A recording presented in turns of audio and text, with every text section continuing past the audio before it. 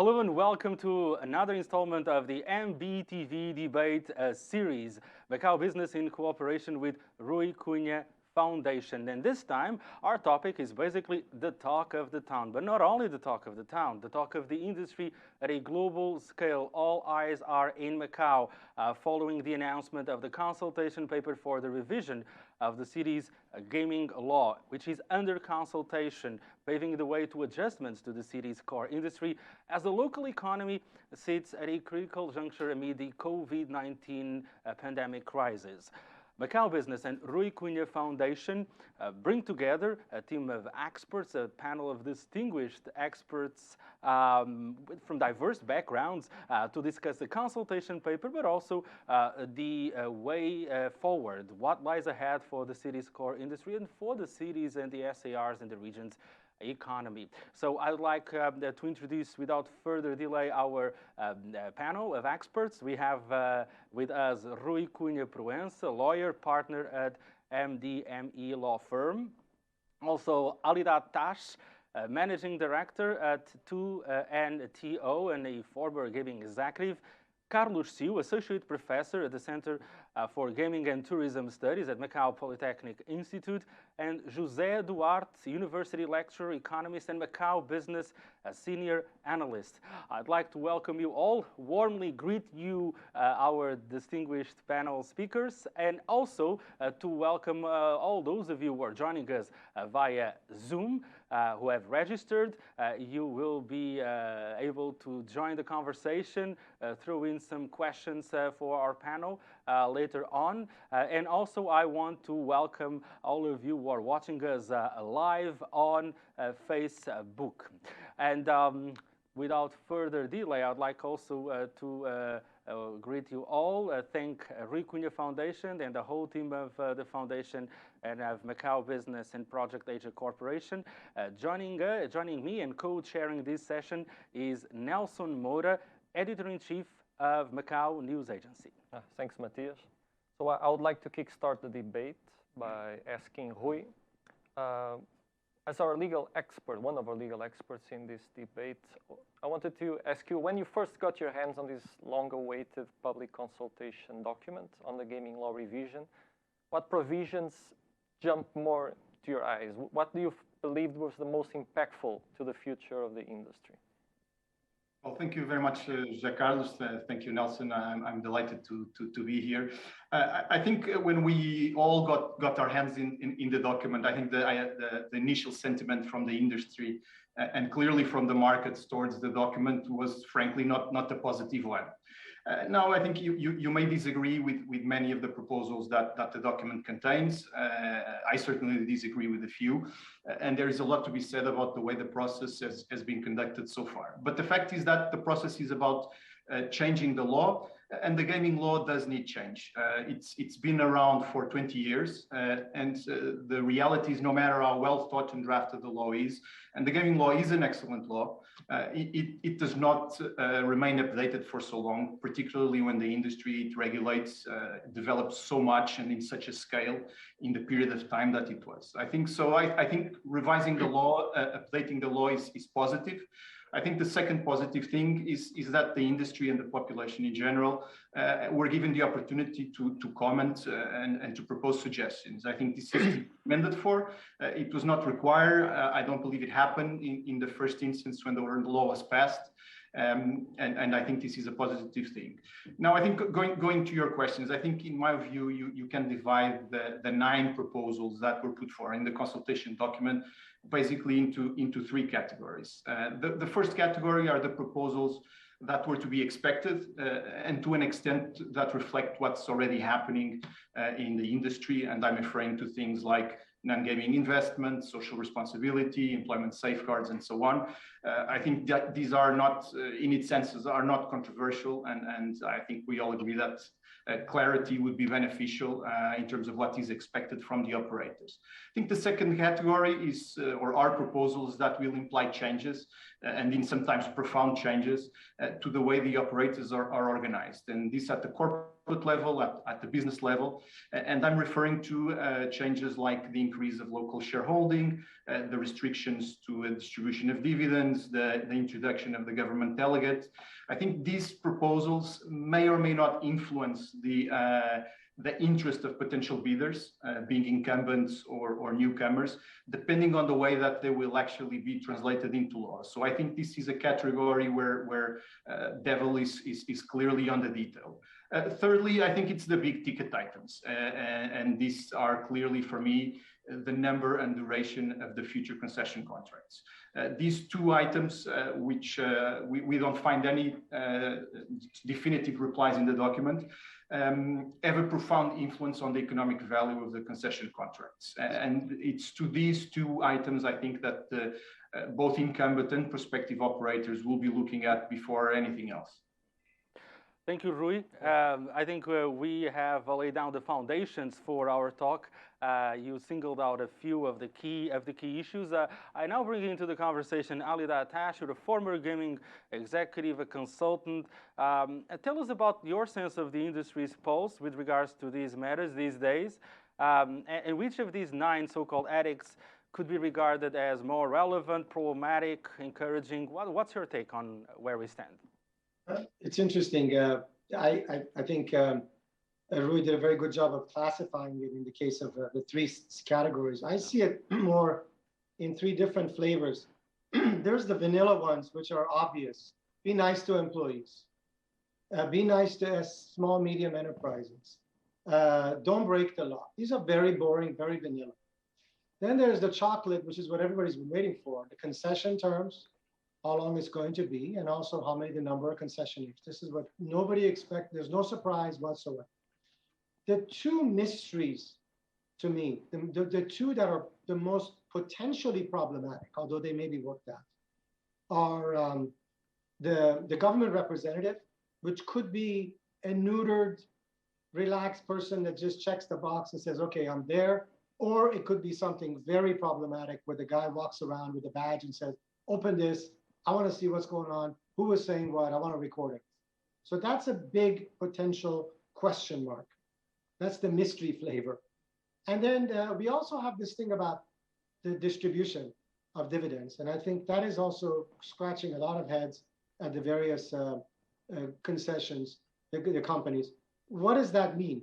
Does that mean that every time they want to do a dividend, they have to go get a permission? How much longer do they have to go through this bureaucratic process? To go and raise a quarter, 25 cents, $1. How does that work? What if they want to go give bonuses to the key executives within the company? I think those are the mysteries. But as far as what the pulse of the industry is, they're in the midst of having their own major challenges. We had 3rd quarter, which was terrible. After starting with a terrible 2020, with a good ray of hope in the Q4, once visas started coming in, a great Q1, a fantastic 2nd quarter. We thought things were going to go great. Now, Delta came in and reared its ugly head and messed things up.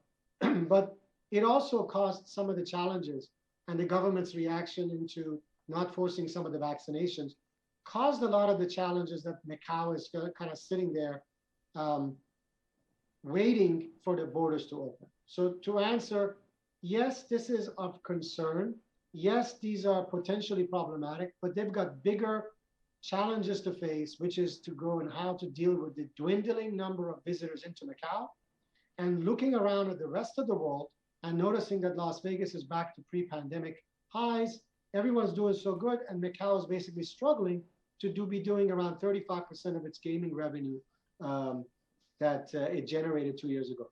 Only 35% of the revenue and probably 10 to 15% of its gaming profit, and that's going to be a big problem to overcome. Thanks, Alidad, for the overview. And I just wanted to pass the ball to Professor Carlos Siu.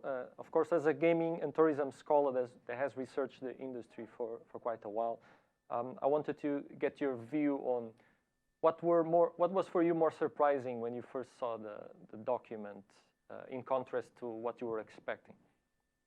Okay, when I first saw the consultation paper, I myself actually was more interested in the structural changes of the DICJ because I wanted to know what the take of the government is in relation to how it regulates the gaming industry. And I compared, okay, the admin regulations in 2003 and 2021. And I want to present this, okay, so that you may have a better understanding of some of this background. And then I'll come to give you a conclusion. Okay, what I want to say is that, say, for example, when I look at the new regulation, I found that for the DICJ responsibility, it has 15 new regulations as opposed to 11 before. And the major difference is, first of all, the DICJ stresses on the relations between the concessionaires and the public.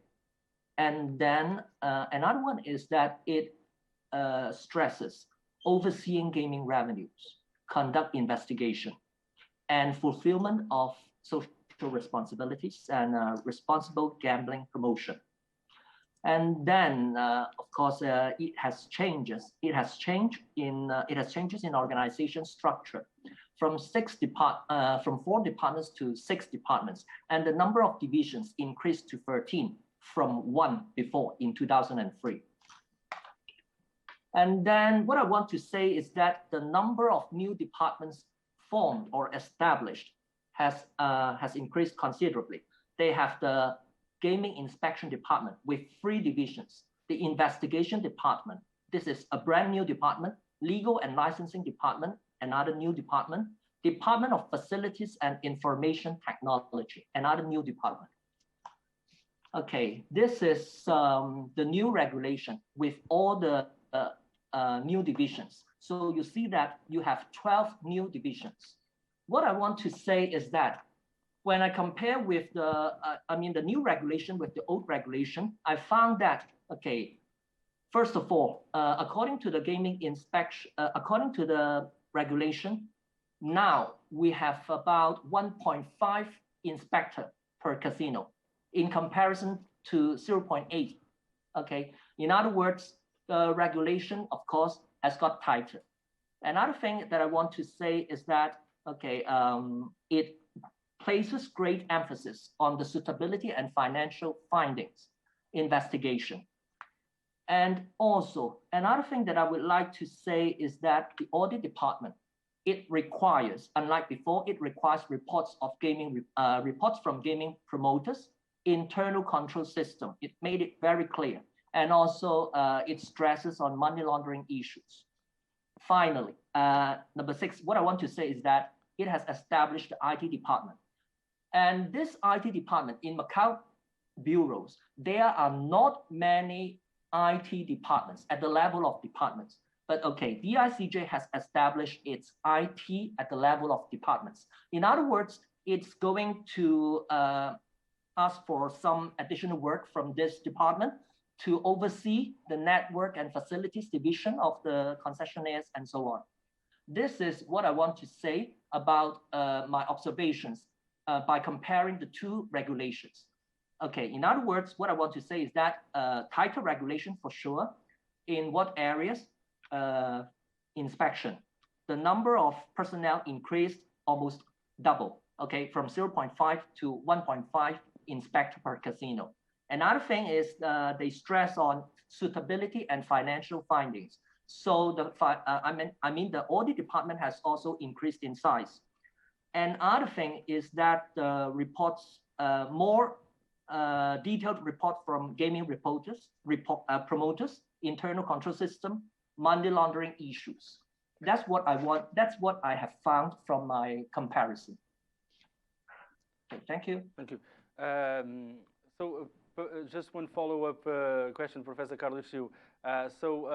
You're linking the what we see in the consultation paper with the recent changes to the gaming watchdog body, right? Right. Shall I say that you see the consultation paper, the proposed tighter rules and monitoring on the gaming operators, on the junkets, as something that was expected, or is there anything that it goes beyond what one would expect? What's your take on the issue of tighter rules and monitoring in this case? Okay, we always say that, okay, we expect tighter regulation, but in what areas? So from this comparison, you can see that, okay, they have increased, okay, step by step, actually, I would say that Macau government has done something, especially in the past 1 or 2 years, say, for example, by changing the organization, by making organizational changes to the DICJ, by passing some money laundering rules and all this kind of infrastructure. So what I want to say is that apart from that, you can see that Macau wants to, the Macau government wants to emphasize on money laundering issues, okay? And then also the IT department, cybersecurity is another issue that the government is keen on regulating. That's what I want to say. Thank you, Professor Carlos Siu. I want to add something. Having dealt with DICJ, with all due respect, this is a nightmare. Unless, if the number of departments of DICJ has gone from 1 to 11, 13, 14, whatever the number you mentioned, unless it has an underlying goal of modernization, we are dealing with an organization that still belongs in the 80s. To go and move a table for 1 meter, a Bacro table rotated 90 degrees. You have to go and write it in English, in Portuguese, and Chinese, hand deliver it, wait 10 days until they come back, come and inspect to see whether you moved it. Whereas in every other jurisdiction, it's done automatically, it's done electronically, and it is done with a level of trust. So I foresee that unless there is, like I said, an overarching technological welcome to the 21st century, I'll even take 2000, 2001, then 2021. This could be a major nightmare when it comes to conduct within the casinos, which actually do need the help. So let's hope it's not more bureaucracy. Let's hope it's actually cutting through some of the red tape. Thank you, I think that apart from increase in personnel, I think that they also need to make greater use of technology to increase their to make their regulation more effective. Thank you. Thank you, Professor Carlos Siu. Monitoring role being the role of the watchdog and the provisions suggested in the consultation paper for the industry, for operators, for junket operators. We will be delving into that with more detail in a while. Now, let's take a step back. Let's look at the forest through the trees with the help of José Duarte, senior economist, lecturer in Macau Business Senior Analyst. José, what can you see in the consultation paper that tells us about the future direction of the role of the gaming industry in the economy? We all know that this is we have an economic structure highly reliant on this industry. What can we see here in the paper and what's been said about what will look like the industry in the context of the overall economy? Thank you. Well, if I'm allowed to say something and try to add something to what the previous panel said. Go ahead, please. I would say I like the metaphor of Alidad. I think if he mixes the vanilla, the chocolate, and the mystery, you have the flavor of the times. And I think the flavor of the times is more control. What is probably the common thread along all these changes is the need, which is felt by China, to control the flows of money in Macau, to control who's playing in Macau, and control the gaming activities in Macau. So I would say that is the flavor of the times, or to use the usual and possibly more appropriate word from German is the Zeitgeist of this time. Having said that, looking back into the practical issues that are raised by this kind of legislation, I would say that we've seemed to have in Macau a kind of slightly, forgive me the word, I cannot find a better one now, slightly disturbed relationship with the gaming. So it's like a kind of very rich uncle that nobody loves too much, but everybody loves the money that it brings, that it brings to us. And so if you look even into the presentation paper, what you see is things that kind of gaming is blamed for very many several ills, but at the same time is the source that will allow us to solve those ills. And so there is this kind of ambiguity always permanent in our approach to gambling. I would say the law had to be changed, not necessarily as it is said in the paper because it's 20 years old. The laws are not good or bad because they have they have been on the books for a certain number of years. But of course, the first thing we have to deal is that we lived in a fiction that there were free concessions and free sub-concessions, so that we didn't have to confess that we were not following the law. That issue alone, I think, would require a change in the law, because things could not go on as they are now, because you could not reinvent sub-concessions. That issue should be dealt with. I would say, in any case, coming back to what my previous people said previously, I would say the most concerning things here are actually the kind of control that the government appears to want to have on the internal workings of the sector itself. That is the major issue. If there are free concessions, 4, 5, it's 10 years, 15 years, I think everyone will, once that is decided, everyone will make his own calculations and decide, I'm in for it or I'm not in for it. What you have difficulties in dealing is to know what is the delegate of the government making, because the example that is given in the document is not a good one. It says, well, there are delegates in concessions of other services. Yes, but they are monopolies. They are legal monopolies. So whatever they decide in their council and in their administration only affects them and maybe the kind of agreement they have with the government. In this case, you'll have several competitors. What are the different delegates from the government doing there? What kind of information do they share with whom? What kind of intervention? I think that's a very big unknown that is not clarified, is raised by this document, and of course, but is not answered by it. Then the intervention in the kind of policies and on dividends, of course, and also the policies, what Alidad mentioned, the vanilla flavor, but again, in the vanilla flavor, there might be some bitter pills, I would say. But that's my first, I would say, the gambling industry in Macau has this kind of role that for the more we talk about the diversification, the more we are dependent on gambling. And that's an issue that in itself would deserve another kind of reflection, to my view. So I would say things are going to change, as they said. It has been said, so today a cliche, some of them will need to change so that they keep the same, but there are some clear signs going from different directions that we are getting into a period of much increased control about the activities, and that may raise problems that are not only managerial, but also of general policy and participation of the companies in the economic life of Macau. Thanks, Duarte, for the insight. I want to take some of what you mentioned right now as a way to jump to our second round, where we go a little bit more into detail into the specific provisions of the document. And you mentioned also some of the issues that raise more eyebrows internationally and so scared investors everywhere was precisely the issues of the control or in the vetting distribution of dividends by concessionaires, which should seem to require government authorization. And also the role of the proposed delegates in the boards of these concessionaires, since it seems to not be clear if those delegates would be have the same role as currently delegates for the local concessionaires for utilities like Macau Water or CM.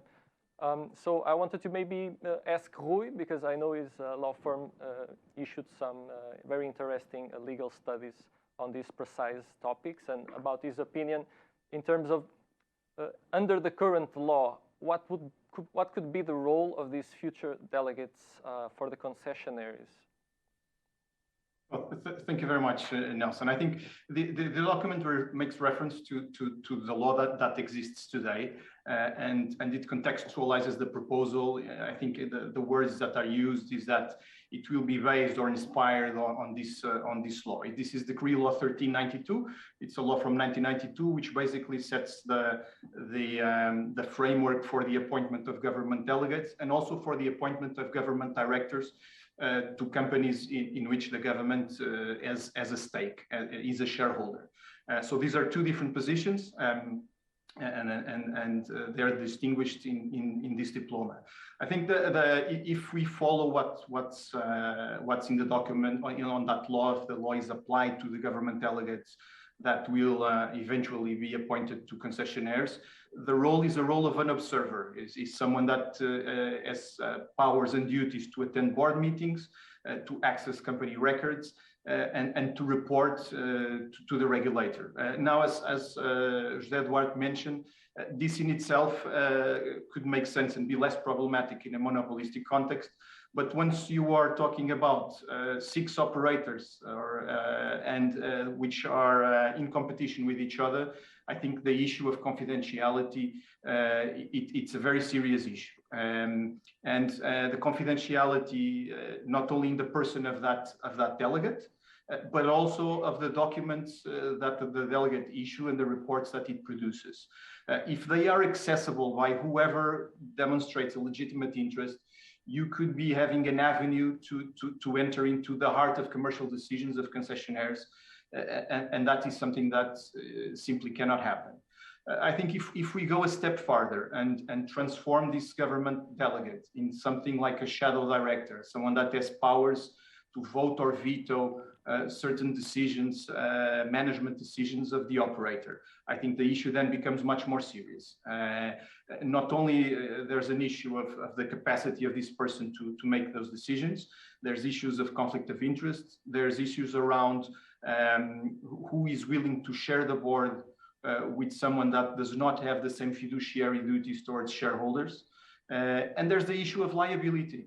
Who is going to be liable and to which extent for decisions made with the vote of this person or vetoed by this person. Decisions have consequences, and directors' liability is something that is very important, and that part of the culture of corporate governance that we have. So I think it is not defined in the document to which extent the powers and duties of this person will be, but most certainly I think its existence within the concessionaires will raise the issues I just mentioned and probably others as well. Thank you, Rui. Carlos, addressing these issues and the questions and the doubts that linger on with regards to what will be the role of the government representative or the government delegate, you said when in your remarks to Macau Business Magazine and Macau News Agency that you expect this person to play a very similar role to the one that he or she has, let's say, for instance, at a utility company, a concession holder such as Macau Water. What's your view on this, and also what could be done to ease the concerns that Rui Proença was talking about? And this has been an issue that is, as Nelson was mentioning, has been raising eyebrows. What's your comment on this? Okay, first of all, I think that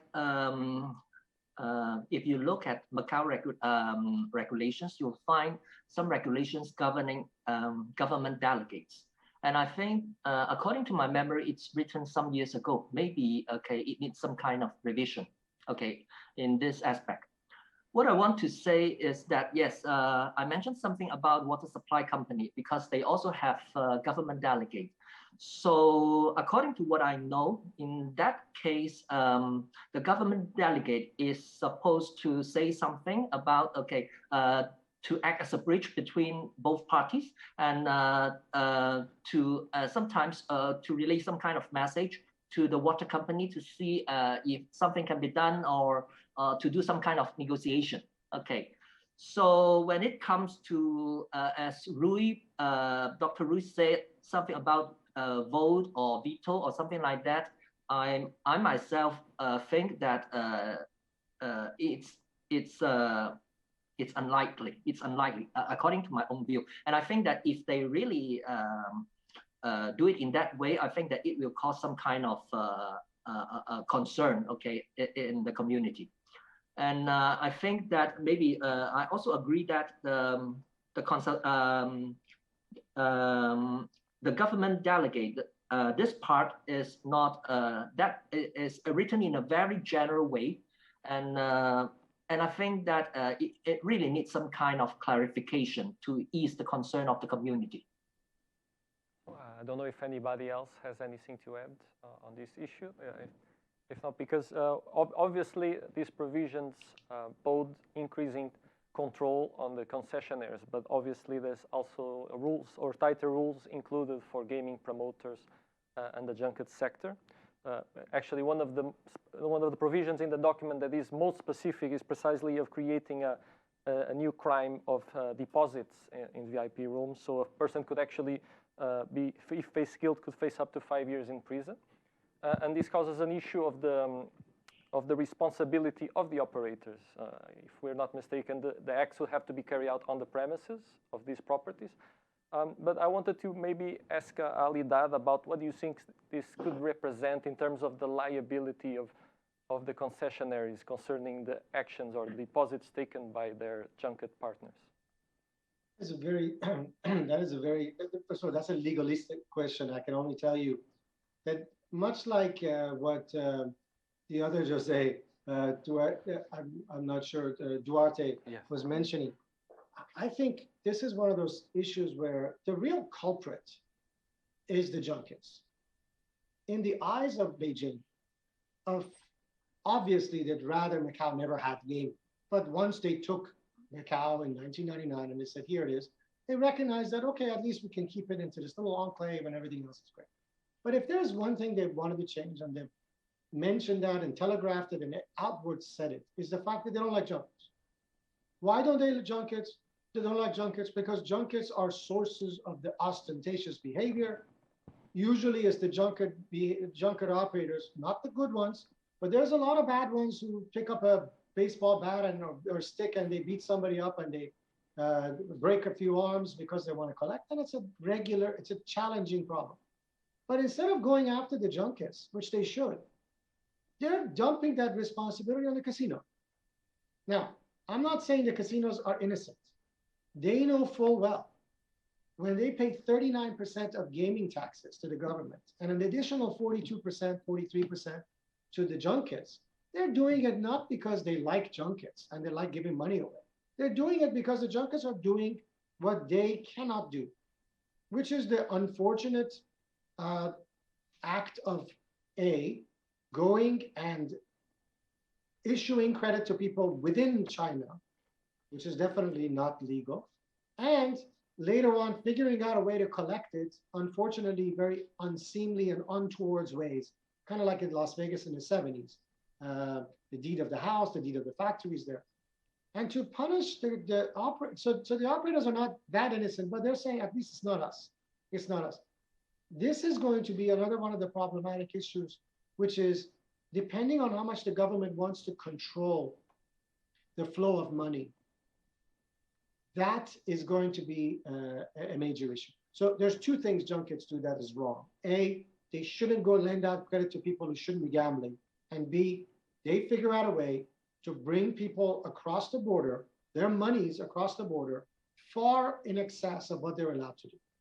And the operators stand by and they say, well, it's not us. We had nothing to do with it. We're paying them their junket and it has nothing to do with it. I think it should be a shared responsibility. It shouldn't be just the pure operators, but that could be a problematic issue, which brings me to the future of junkets. You may not know, but in 2013, 70% of the gross gaming revenue of Macau was VIP, which is what we call junkets here, mostly junkets. In 2019, the year before the pandemic, it was 39%, let's say 40%. We all know that in 5 to 10 years, most likely, the most optimistic view I've heard of junkets is maybe they'll go back to half of what they used to do, which is roughly 20% of the total gaming revenue. this is where the problem lies. The Macau government, if the junkets are diminished by half, or in other words, the gaming revenue is diminished by half of 40%, or they lose 20%, they're going to have a shortfall when it comes to their spending. The operators don't have that pressure. The operators don't pay taxes. I mean, don't worry about how much the revenue is. They take about the bottom line. So the same 40% that in 2019 accounted for 40% of the gaming taxes for the government, they only account for 15% of the net profit or EBITDA of the operators. So the operators can go and can afford to lose half of that 15%, maybe go to 7-8%. They'll live, but the government cannot. Because much like a person who gets $50,000 salary and a couple of years later gets 100,000, they adjust their living, they're living fat and happy and wonderful. They're not willing to go ahead and go to a 5-10 years down the line where junkets have disappeared. And that is why of the 9 provisions, the one that is the biggest mystery to me is the one that wasn't explicitly mentioned, which was the gaming taxes. I genuinely do not believe that the government is going to keep the 35 plus 4 or 39% as is. I think there is a very high likelihood that A, it will increase it gradually, 2%, 5% over a few years, or it will go ahead and have to go ahead and take care of that shortfall that's going to be happening as the junkets are basically slowly becoming diminished as time goes by. So just to summarize the answer to your question, major problem and major questions, and that is one weak area that the government can exploit. And every time it wants to put pressure on the operators, it can go and say, your relationship with junks are bad, stop the flow of money, which is a major problem. And 2, there is a tax issue that has to be resolved. Alidad, thanks for introducing this issue of the tax issue and the taxation on gaming, on gross gaming revenue is something that is not really addressed in detail at all in the consultation paper. And José Duarte and also Carlos would like to jump in here as well. It's about the gaming tax, right? Please go ahead, and then we will ask José to jump in. Okay. I just want to give a very brief overview of the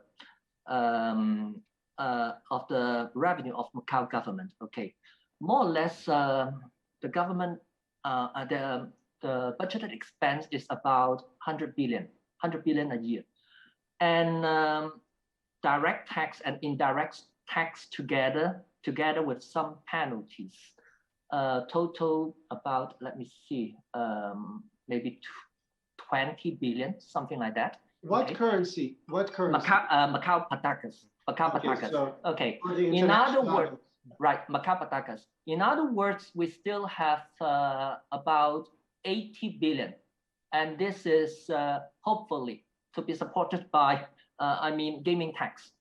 In other words, okay, if the tax is 40%, that's about 200 billion gaming revenue. So what I want to say is that this is basically, I would say, a very brief picture of the budgeting system of Macau government. In that case, so if you let me see. Okay, 80 billion Macau patakas. So you need to find some way, okay, to earn this money. Okay, if it is from the concessionaires, so it's about 40%. If you lower the tax, then okay, are you sure that you can get you can increase the gaming revenue in order to get about 80 billion of revenue to support the revenue of Macau government? If not, can we quickly find a way to eke out this income? That's what I want to say about the gaming tax. Thank you. So this is maths and economics and José. Professor Carlos Siu was hinting at 200 billion patakas as the goal for us to have a balanced budget, taking into account that we have an annual budget of the Macau. No. I want to say is that, okay, 100 billion is the budget, total income. Yeah. Total, I would say maybe a balanced budget, maybe total expenditure, $100 billion, Macau dollars. Okay, about 20 billion or the 25 billion from direct tax, indirect tax, fines, penalties, and all that kind of stuff. In other words, we still need 75 or 80 billion. Okay. Yes. Correct. So. Okay. So if thank we you. go, thank you. So if that leads us to the issue of the SAR's account and the issue of Macau. Well, Macau had been running year after year very generous and robust budget surpluses. Now we are facing a big budget deficit, which is being covered by the fiscal reserve. José Duarte, this is a problem in the short term, but also it might raise other issues in the mid to long term, right? Well, it is a problem in the sense that we got, I would not say addicted to love, but addicted to gaming taxes. Let's say we got used to the idea, that was the typical situation, that around somewhere mid-August, gaming alone would cover for the full budget of the year. Mm-hmm. And so basically till the end of the year, taxes would keep dropping in and just piling up in the reserve. So if we are to attack the junkets and the VIP sector and put some discipline that clearly the government thinks it reserves, and when I say the government, not necessarily only the government of Macau SAR, or may be involved in the government of the mainland government, the central government, if there is some control there, of course, that will have some consequences in terms of taxes. So we have to learn to live with much less taxes and much less leeway than we have nowadays.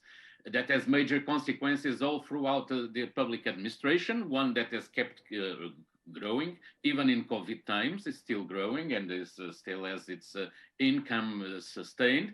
And so we may get to situations which obviously also in terms of social stability may be complicated, because you cannot keep forever a very rich government with a community that is getting poor. And the issue I would say here, more even than the future of the junkets, how it deals, is how do we get out of the current situation? Because if you are going to go to apply for in a tender, you need to know exactly what kind of policies are going to be followed in the future to deal with COVID or other kind of situations. You cannot even if you think about it, the measures the government announced a few days ago concerning the support of small and medium enterprises and people who have been through difficult times, one of them is to incentivize, I can use this barbarous word, banks to be nice to their customers based on an evaluation of risk. How do you make an evaluation of risk if the city can be closed without notice from one day to the other if you have just a couple of cases of whatever disease comes our way, okay? So this kind of uncertainty is compounded by a reality that is not favorable to gaming. So we are already getting that stress, and we are possibly getting to the point where we might have been 20 years ago. 20 years ago, we might have decided, when I say this, we might is a rhetorical one, but we might have decided to go for growth as fast as possible, and then we deal with the problems, or we contain the growth and we try to build up something with less problems. That would be an approach. Pure politics. This is not economics, this is pure politics. We decided for the first, and we decided, and we became rich. And we became the example to the world. And of course came the problems. So again, we have the rich uncle that brings the money, but also brings trouble. We have to deal with it. So I would say, in the end, this is essentially a political issue more than an economic one, more than an accounting one. Different operators will manage, depending on the conditions, to find ways of make profitable use from gambling facilities. Do we as a society are prepared for that and for the costs that entail? And if you want to bring it a bit further, we may come back to this later. When Carlos mentions the revision of the structure of the CJ, informatics and cybersecurity, that's another issue. So that's another flavor of the times, is security issues coming to the table and being invoked to justify all kinds of measures. So that creates altogether, I would say, I'm not an operator, I know very little about gambling, I'm not a gambler myself, but I would say that creates a very uncertain environment where it's not anymore sure that the house always wins. Thanks Duarte for the last comments, and I guess we can also jump to some of the other provisions that were more specific, if we can say, in the document, especially about the concessions themselves. So we know that obviously the sub-concession system will be removed. We don't know in what model, with how many concessions. There's a lot of opinions about that. And we also know that the current concession period will be revised from what the government has hinted for a shorter period from the current 20+5 extension. And I wanted to put to the panel, if they think, if they shorten the concession period to, let's say, 10 years, would it still be attractive for operators or concessionaires to join in? I don't know if anybody has any opinion on this. Absolutely. It is, Macau is the ultimate gaming destination. It is almost guaranteed. Go back 20 years, none of this was guaranteed. You had to put down $2, $3, $4, $5 billion to build some of these properties. And you weren't quite certain whether or not they were going to go and return money, return your investment. That risk is gone. We all know, even at 50%, 60%, the total amount of investment that was made in the first 20 years is far larger than the total investment that's going to happen over the next 5, 10, 15 years or 20 years. Simply because the risk has been taken. There's no more land. Where are you going to build these things, right? You can't build anymore. If anything, you should be closing some of these casinos and maybe downtown. But that's a different question. But Macau is very attractive, even at 3 years, 5 years, no question. But I think the consensus is built around the fact that every 10 years is probably the most logical. I'm willing to bet anywhere between 10, but probably a likelihood of 5 years is the most reasonable, because 20 years, the world changes a lot in 20 years. And the world changes too little in 4 or 5 years, and this whole logistic mess and the whole surprise and everything else that's going to come back. I think a number like a 10 is a very reasonable one, that it gives a little breathing room, but it also says, I'm watching you and I'm not going to come back the last couple of years and kind of make your life miserable like they've done recently. I think they'll be able to have the person close by. Sure. I don't. Yes, Rui, please go ahead. Well, I think this is the one I have to disagree with Alidad. I think as José Duarte was saying, there's numerous risks, much more than in 2001. I know that in 2001 there's a lot of uncertainty, but I think one of the significant factors that attracts investments in projects of this scale is definitely the security and the duration of the concessions or of the licenses. And I think we all are run on the premises that everything's built up. There was a lot of investment, and we will not need significant capital expenditures. I'm not so sure if this is going to be the case. There's quite a few projects in the pipeline, some being developed, some in project. There are refurbishments coming. I'm not sure how much it will cost to refurbish the Venetian, but I'm pretty sure it's going to be a very high number. And if we want Macau to remain updated, to remain relevant, in the context of an increasing regional competition that's going to deliver new and different types of projects, I do think we need investment, and I do think we need the time and the certainty to attract that investment. There's competition not only for players, there's competition for investment too. The money that can come here can go elsewhere. And I think one of the things that I've noted in the document is this ambition to start exploring other markets. And I think that may be connected with the decrease of the VIP. I think a question can be asked if other markets can, at any moment, replace what we had before in terms of VIP gaming from China. But the reality is that if we want to improve and diversify not only our gaming and non-gaming offer, but also the market sources, we need to invest. And I think a longer term will create security in a moment where I think certainty is key. And there's another thing. I think the longer term the contract is, the largest the premium that an operator or a bidder is willing to pay to secure that contract.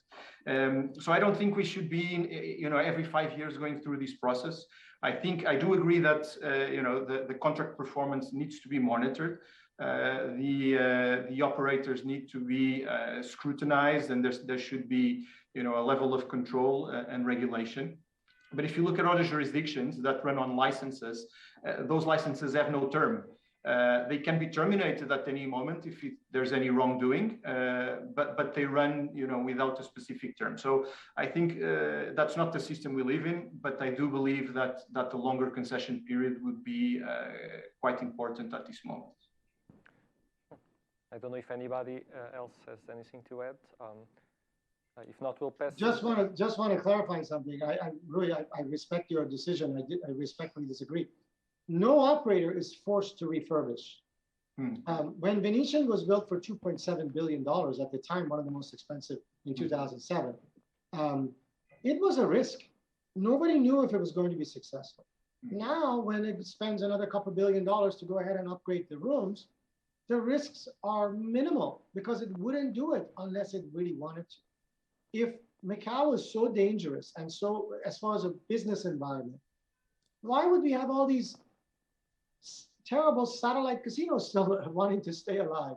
There's not a single person is willing to leave over the next 3 years. Now, you're saying 20 years is good. I'm just saying it may be good as far as stability and equilibrium, but it's just impractical. And again, you're my friend.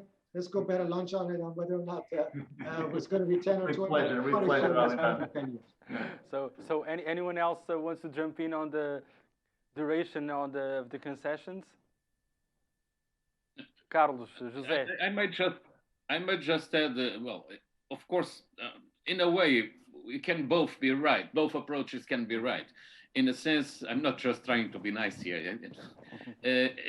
In a sense, obviously, for any operator, the longer the guarantee you have, the better in terms of your kind of approach to the issue and the kind of involvement that you want to take.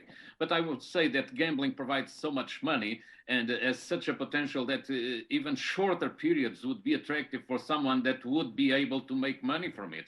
I might myself buy a couple of slot machines to have in my place if I was allowed to. Even if they allowed it just for 1 year or 2 years, I would gladly have a slot machine and invite friends to come for drinks and so on.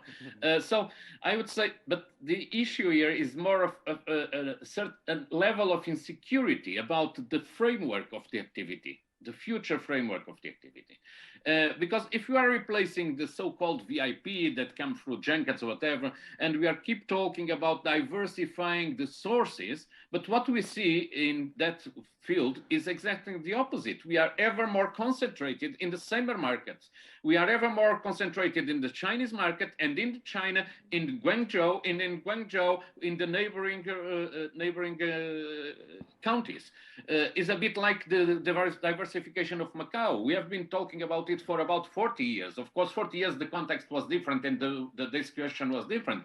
But 40 years ago, the gambling represented 20-25% of the economy. It was already huge. Now it's half. So the more we talk about something, doing something different, the more you seem to be doing the same things. And that's a very curious issue. I would like to have some input for people who actually know the sector, which I'm just a kind of outside observer. How do you survive if you are this kind of city that is supposed to be an international city for leisure and tourism becomes ever more a regional city, and Macau becomes less a different place and more integrated like a kind of neighborhood in Guangdong where you can gamble? Thanks, Duarte. Sorry if I disturbed the discussion. No, you don't disturb anything. They're here to disturb people. I wanted to maybe, we have some questions from our viewers. I wanted to put up to the panel a question we have from FBACN. I don't have Carlos Noronha. From Carlos Noronha. Yes. He wants to ask you, you wanted to know the opinion about the dividend restriction issue. Do you think that it should be only during times of crisis that the government should intervene, or should it be a constant corporate governance method? I don't know if anybody would like to comment on that. Rui, you produced a paper on that with views on how to address that. Would you?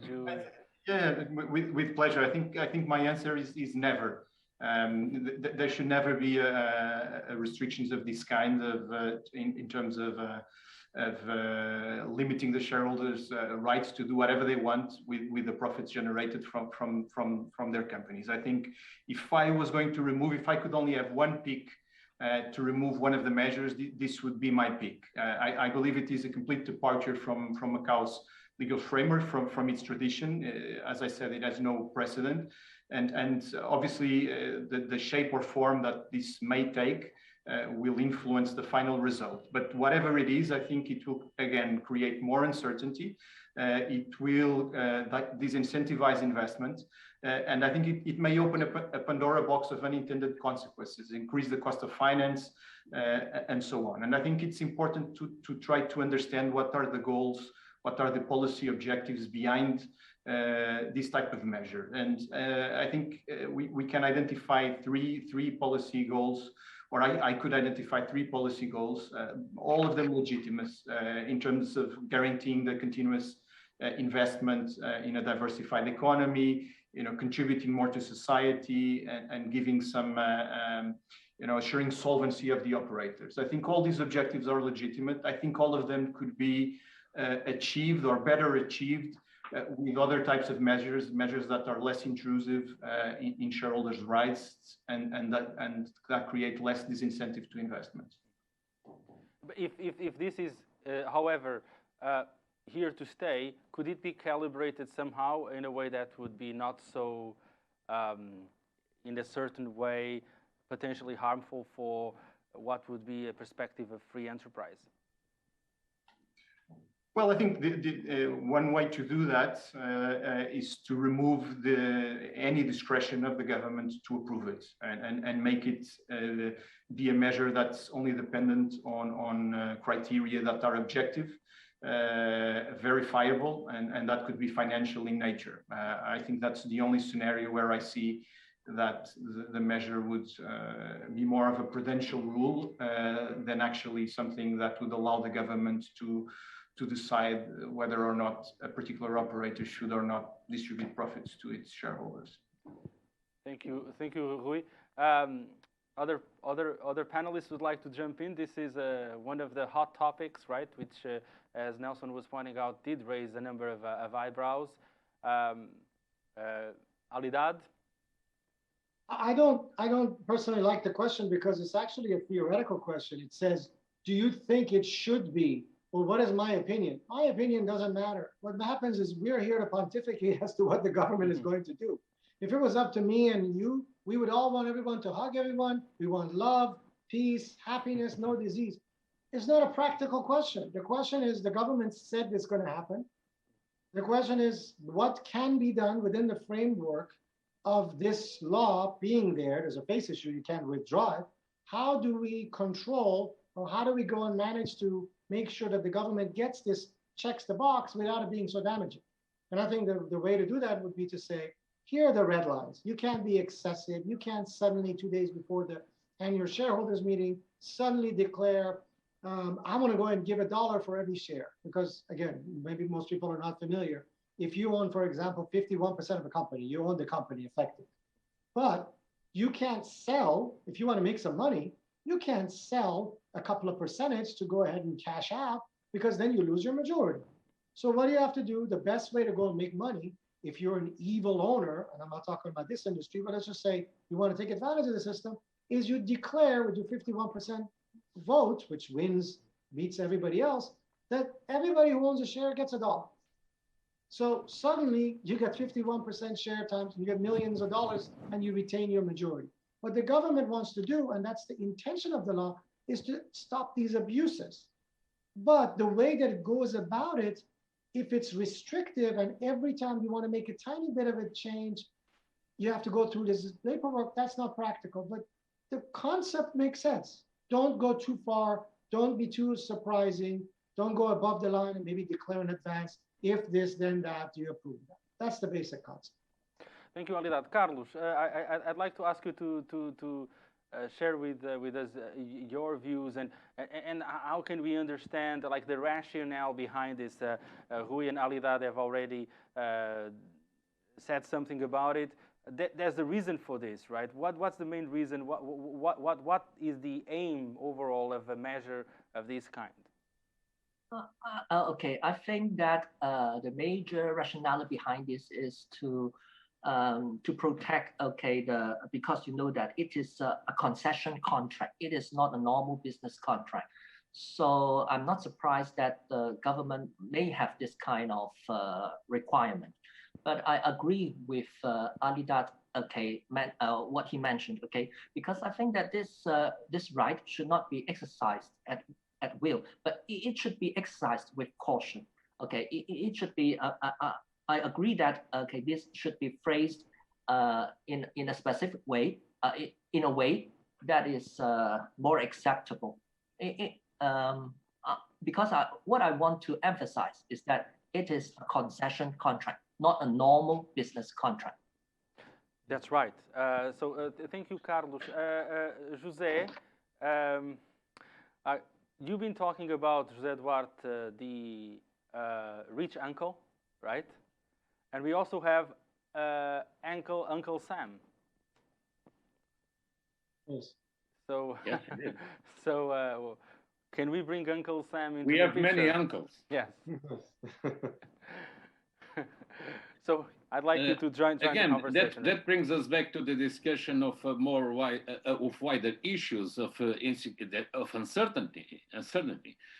We have the sanitary or health uncertainty associated with COVID and possibly future events of same or similar nature. We have uncertainty concerning the framework, the political framework around China here and in the relationship between China and the United States. And of course, that widens so much the frame of our discussion that we'll lose very fast track of the specific issue that we are discussing here.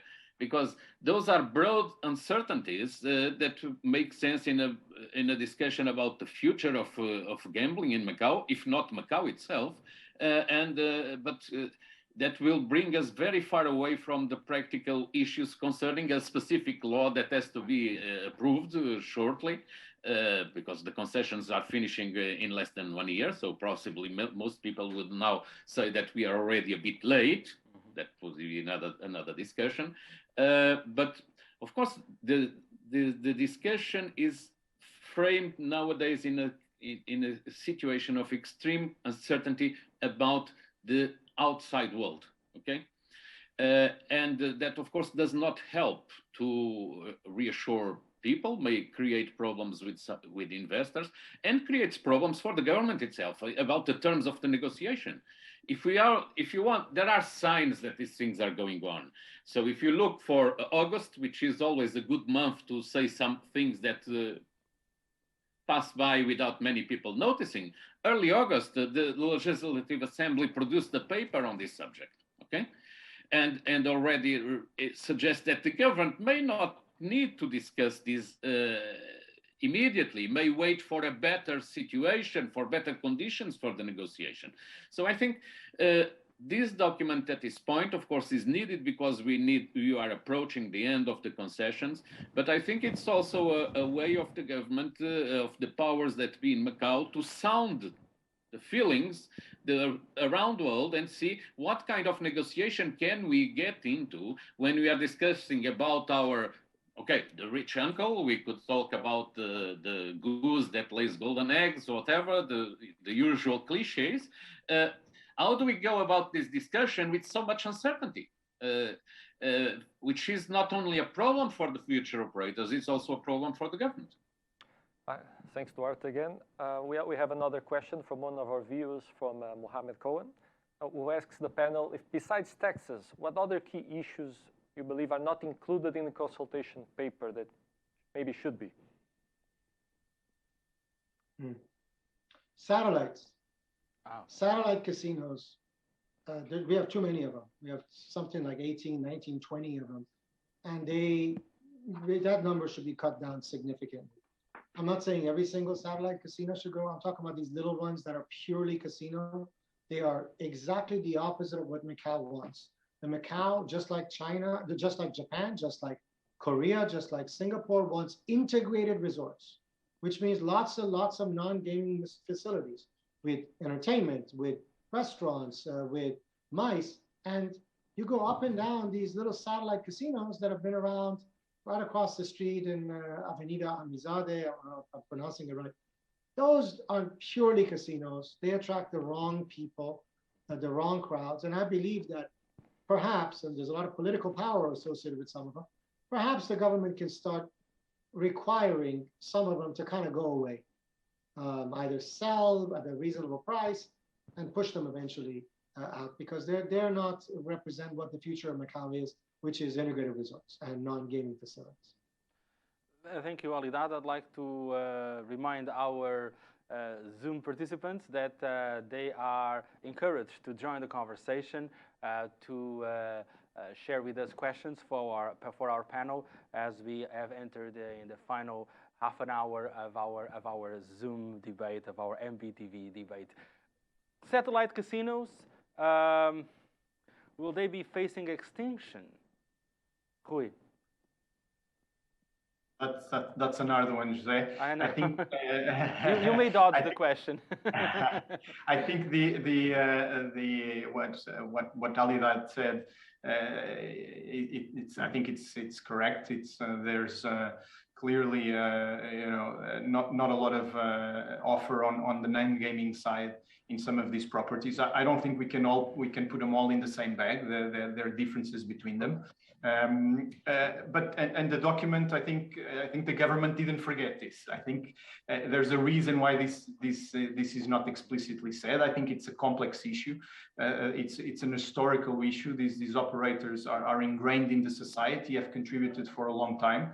But I think the principle is there. The document says for more than once that there will be quality over quantity, and I think we've been reading it as referring to the number of concessionaires, but we could very well read it as referring to the number of casinos around town.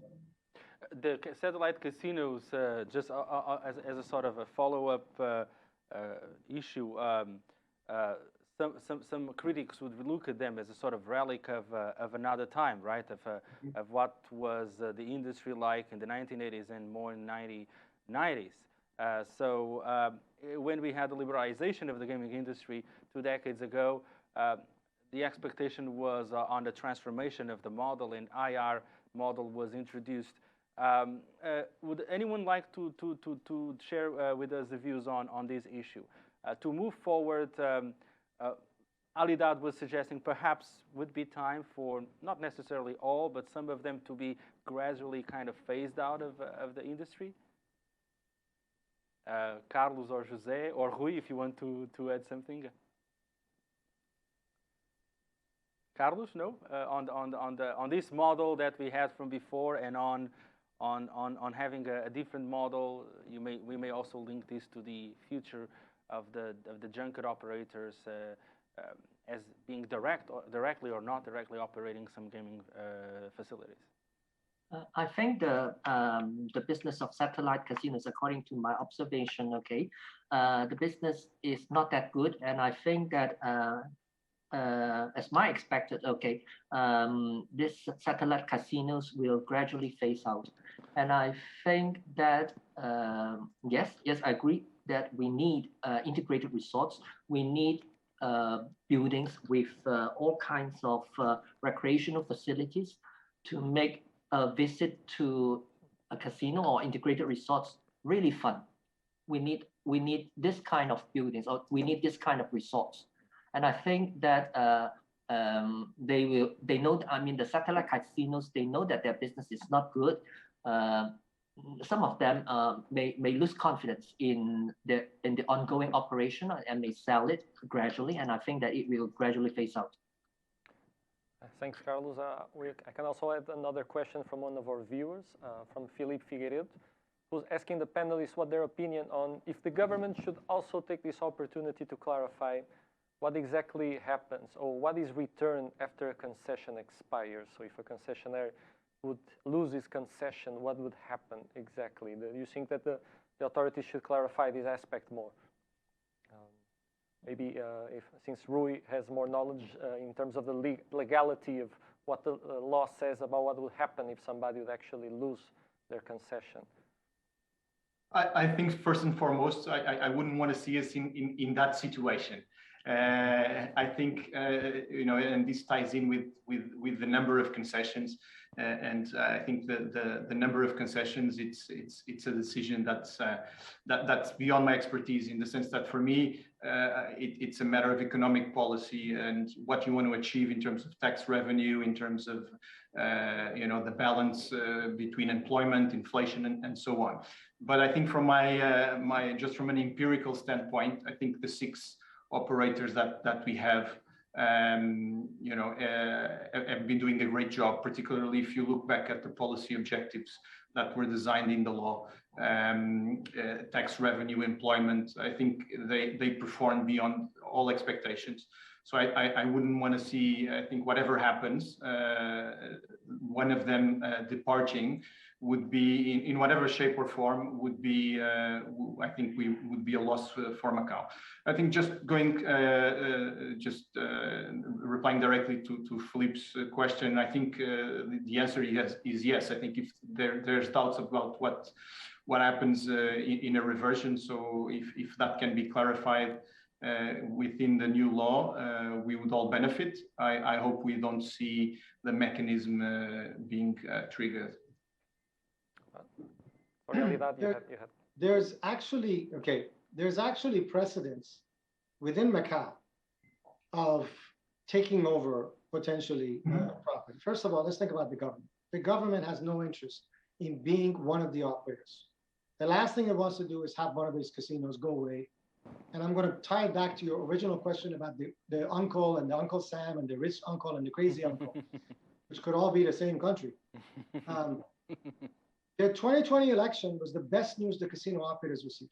The 3 American casino operators, Wynn, MGM, and Sands China, even though they may have tendencies to be Republican, they benefited because we removed the irrational operator when it came to the macro or the geopolitical crisis that awaited us. We no longer had edict by tweet, and I'm not saying Biden is pro-China, but it is less antagonistic and is much more polite in the fact that it wants to compete with China. So that removed some of the pressure, which is why we're going to have with six operators. But to come back in 2009, when Sands China stock went from $140, I was at Sands China then, to $1.40, it dropped 99%. Not many companies go from $140 to $1.40. The government actually asked the Wynn to take over in case Sands China goes under. The government, if it decides to get rid of one company, let's just pick a name out of the hat. Let's say it's Wynn this time. If the government wants to get rid of Wynn for whatever reason, the last thing it wants to do is to go ahead and close Wynn, because it would lose thousands of potential jobs of people who were employed and they had no challenges. So what it would do is to go ahead, I believe, to go to any of the other operators and say, buy Wynn's shares at a very reasonable price.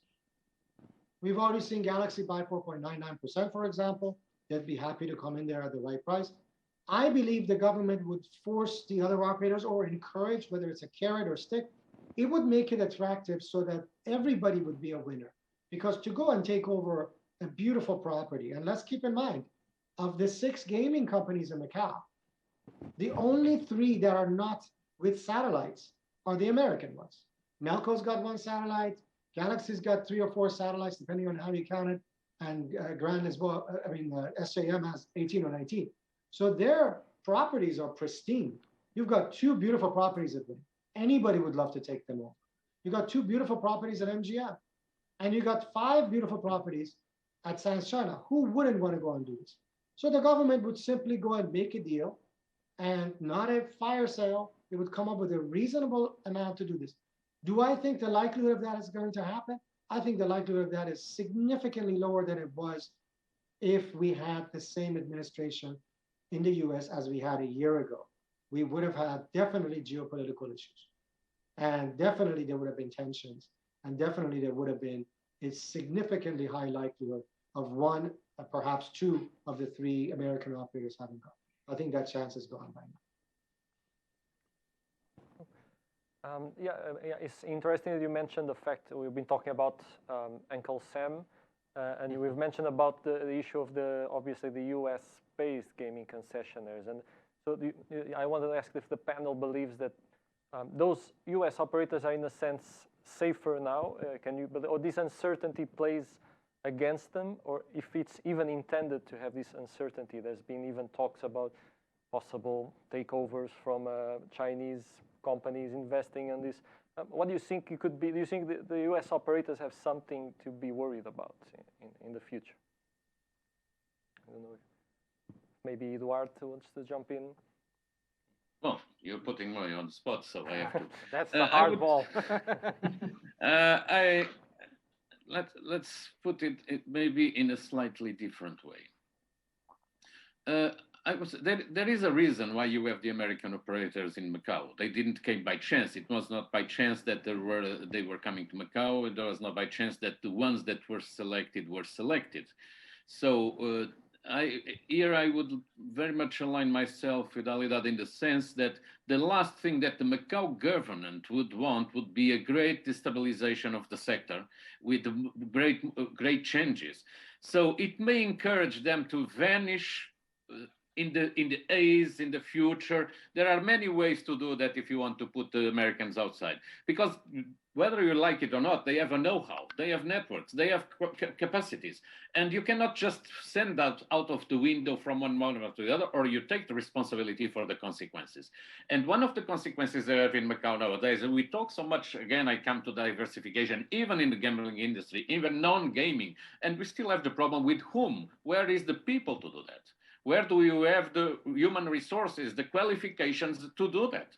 And so if you just decide in a bout of nationalism, now we don't want the Americans because they are bad, and we don't want foreigners because we want to be just among ourselves, that would be in pure term, business consequences, and its pure business consequences, and the consequences it would have for the community at large, something that I would only expect in very disturbed times, which happily we lived in disturbed times, but not yet that very disturbed, I would say. So I would not expect, I would expect things to keep changing.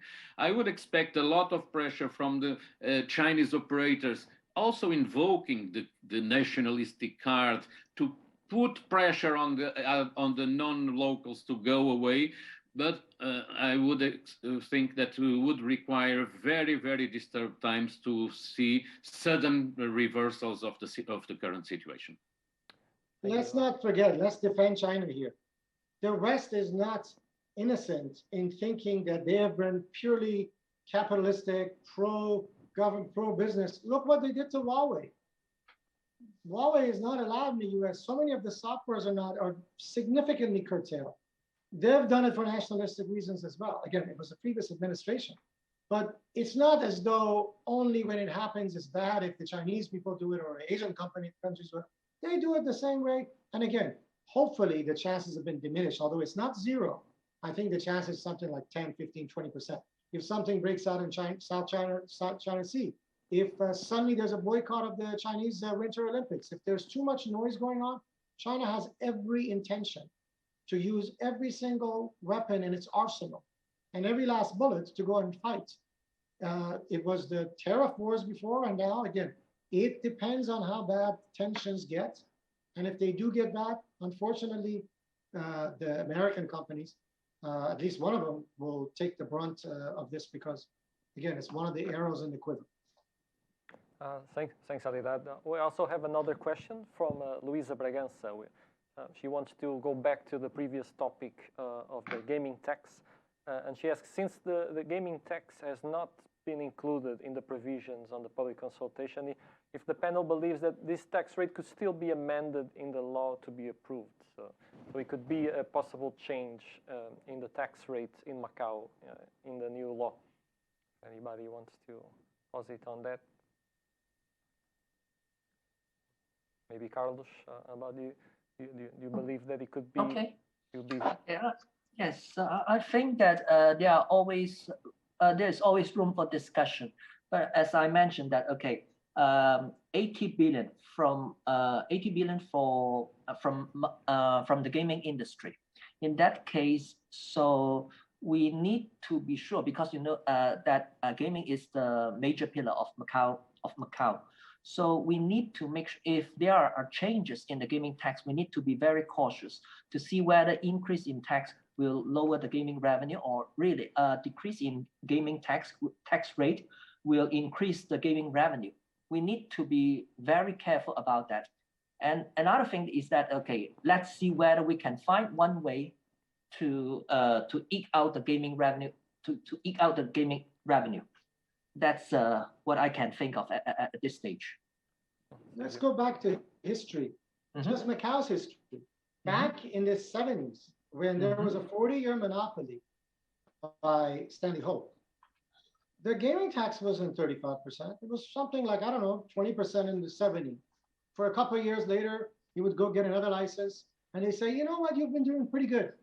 Let's add another couple percent. And what's he going to do? Say no? It's got a monopoly, sure.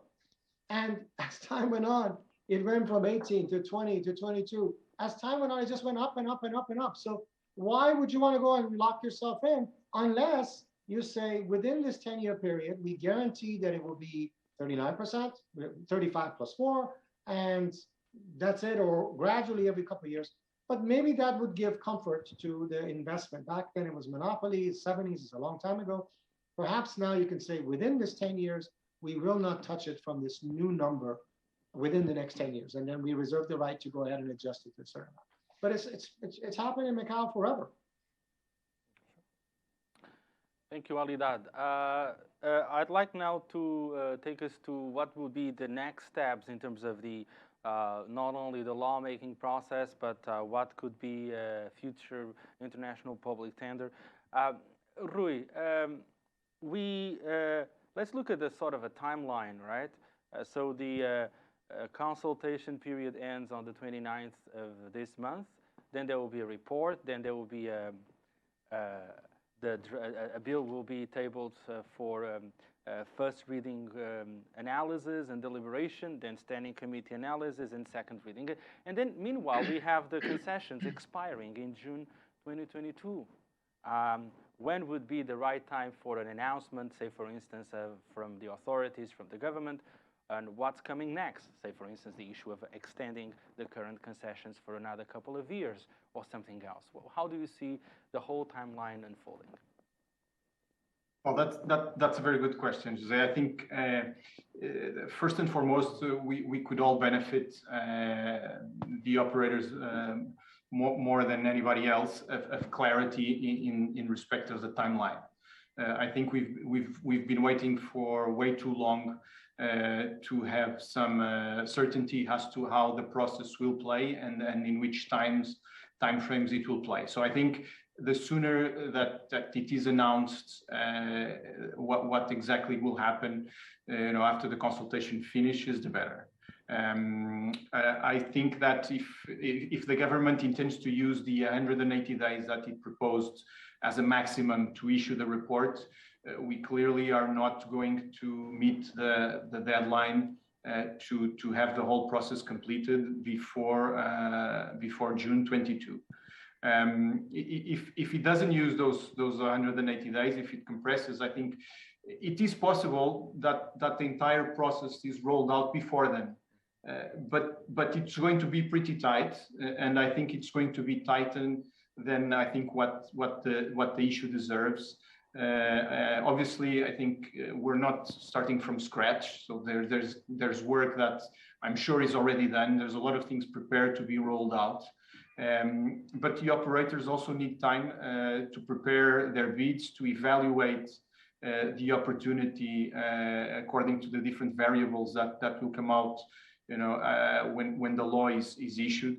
So I think, frankly, if we're going to do this in a reasonable time frame, there would be some extension to the existing concessions to accommodate a more, let's say, a more calm and more consistent process. I don't think that the extension should be or is going to be longer than what it needs for the process to be completed. But going to what I said in the beginning, it is very important that as soon as the consultation period is over, that there is some clarity as to timelines. Thank you, Rui. José Duarte, the same topic, sort of a possible timeline and what could make sense, taking into account what we have in hands, the concessions expiring in June, and where we stand in terms of the lawmaking process. In a perfect world, it would be great if everything was clear and well designed. I would think that's not where we are. It's probably too late to have things ready, and probably even not very wise to rush things to have them ready by the time the concessions end. I suppose in some ways the Legislative Assembly document I mentioned earlier that was published in August already kind of allowed the government to dismiss not to be completely bound by the end of the concession, but be bound to find a good solution. And I would say this is one of those situations where the player which has most of the cards, which is the government, possibly benefits from some kind of strategic ambiguity, although it is pressured by the others to clarify. They probably will try to keep things less clear as possible until they have a clear idea how do we get out of this, because we are negotiating again I say it, in a very difficult conditions. Everybody would suppose that now we would be in full recovery. We are not. Even for the operators that are going to negotiate, they need to have some kind of idea about what will be the future rules for operation, what kind of assessment of the risks they can make. I don't think at this moment anyone can come with any credible projection about income. If you cannot project your income, how do you negotiate with anyone about the times, about the timing, about the conditions, about the taxes you pay, whatever? So I would say the uncertainty now is so big that unless in the next couple of months or few months it is very clarified, I think what we have to probably to gear up for is that there will be some kind of extension, and it will be the terms of those extension that will be nowadays in the minds of the government. Thank you, José. Carlos, Professor Carlos Siu, certainty, uncertainty, ambiguity, clarification, where do we stand? What can we say about that, and what could make sense? Would you repeat what you said? About the issue of certainty, uncertainty, and the need for clarification on the timeline, and what can we expect, taking into account the end of the concessions in June, and also the current market environment and situation. You mean that for an extension of the current concessions, or to fast speed the process, and then we'll have a public tender very quickly? I think, of course, if it is possible, then of course we would like to have, because we all know that this is a very important issue. If it is possible, of course, we would like to have it extended so that we can have a better discussion of all the issues involved in the, in this proposal, in this proposal. But given the limited time, so I think that the ICJ, okay, they also have a hard time deciding on the work that needs to be done. So I think that okay, maybe during this in this period, I think that we can keep trying to voice out our opinions or sending emails to them to sending our comments or opinions to them. I think that's what we can do because they have really very limited time to go on with the work. Thank you, and Carlos, precisely our session and our discussion here is a way also of contributing to that process. Alidad, timeline. Very quickly, the chief executive, in a normal world, we would have had an emergency, in case of emergency, break glass, which was thought about 20 years ago, which is to extend it 5 more years. Yet the chief executive at multiple occasions has had the opportunity to say, I want to extend it. And I said, no, I will not do that. So I believe that this chief executive will actually make the decision. We will not go into overtime. This decision will be made before June 30th, June 26th of 2022. We'll know exactly where we stand and we'll proceed with, hopefully, this current 6 operators continuing on. Even though he has the opportunity to do that, he's always said, I'll do it, I'll get it done. And I trust him that he will do that. Thank you, Alidad. Thank you very much. And now I'd like you to, for a final word, for a final take, sort of a takeaway from this discussion. I'd like you to make use of 1 minute to sum it up and to kind of wrap it up. Some views that you think is relevant to share with our viewers as we finish our conversation, our debate. Perhaps we can start with Rui Proença. First, thank you very much, José Carlos. It's been a pleasure to be here and to discuss these issues with you. I think these are historical times that we are living in. I think these times are crucial, not only for the future of the gaming industry, but for the prosperity of the region. They are complex. I think this is my key takeaway of this discussion. But I do think this consultation period gives us the opportunity to put forward our views. I think it's not a moment we saw in the very beginning. We saw panic in the markets. We saw a lot of a lot of disappointment with that happen. I don't think it's time for that. It's time for serenity. It's time to put forward constructive opinions. And I think we should see more of that. And I think you and then Rui Cunha Foundation, should be congratulated for opening up the debate and for letting us share our views. Thank you, Rui. José? I think you mean me. Well, yes, José Duarte. Yes. I would say we started here a discussion among ourselves about this. There are many issues that are still open, many other issues that could come to the discussion. I would prefer to avoid getting into the business of too much forecasting. I've already done more than I should today, and say the dice are rolling. Let's keep the eyes on the table, and we'll see what comes out for Macau in this process. But again, this is too much an important sector for the city, for the good and evil, for whatever you want, whether you like it or you don't like it.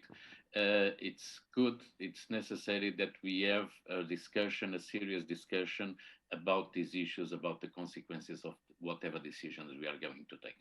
Thank you. Professor Carlos Siu, yes, your thank final you very take. much. Yes, I think that we have covered.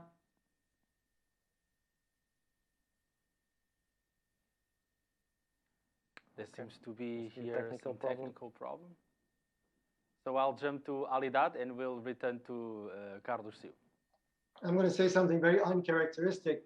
I think the government and the casinos should get together and not do what's been going on over the last couple of years. Since the pandemic, the operators have done everything the government has had. They have not laid off a single local person who's the non-managerial person. That's something like 70% of their population. They have not gotten rid of them. Whereas in Australia, they got rid of 96% of the people. They've given bonuses in the year of the pandemic. In January, they were forced to give bonuses because the government said, do it. They've done it. All the government needs to do in return is to not surprise them like they did a month ago. In September, the government could have at least tipped them off and said, listen, we're going to make this announcement. Get ready, get your PR ready, make sure to do this. Maybe, is there anything about the questions that's kind of uncertain? That cooperation needs to exist. And again, when that crazy uncle keeps writing the checks and you kind of embarrassed, at least once in a while you should say thank you. And I believe right now it's the time for cooperation. And I think the government also should thank the casinos for bringing the vaccination rates higher.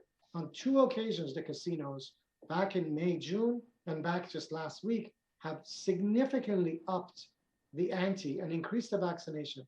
And that is how Macau is going to be able to compete.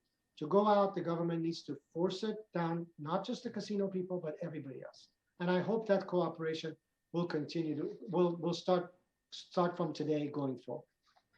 And again, thank you for a great panel. This has been a really fun panel. Yes, thank you all of you for joining us. And actually, on that note of the importance of working on increasing the vaccination rollout and all of us playing a role, government, operators, big, small, medium-sized companies, social groups, individuals. That's an important message. Thank you very, very much. You all for joining us, Rui Pinto Proença, Alidad Tash, José Duarte, Carlos Siu, thank you very much. With some small technical problem, we got the main points here. We believe that this was a fruitful and interesting discussion. So thank you very, very much.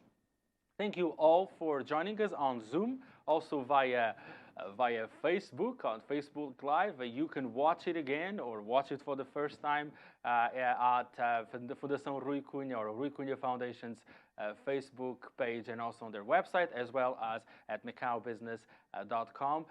Thank you very, very much. Again, I'd like to highlight the contribution all of our Macau Business team, Project Asia Corporation team, and of course, the whole crew of Rui Cunha Foundation. Thank you very much. We'll be back soon with another installment of the MBtv Rui Cunha Foundation debate series.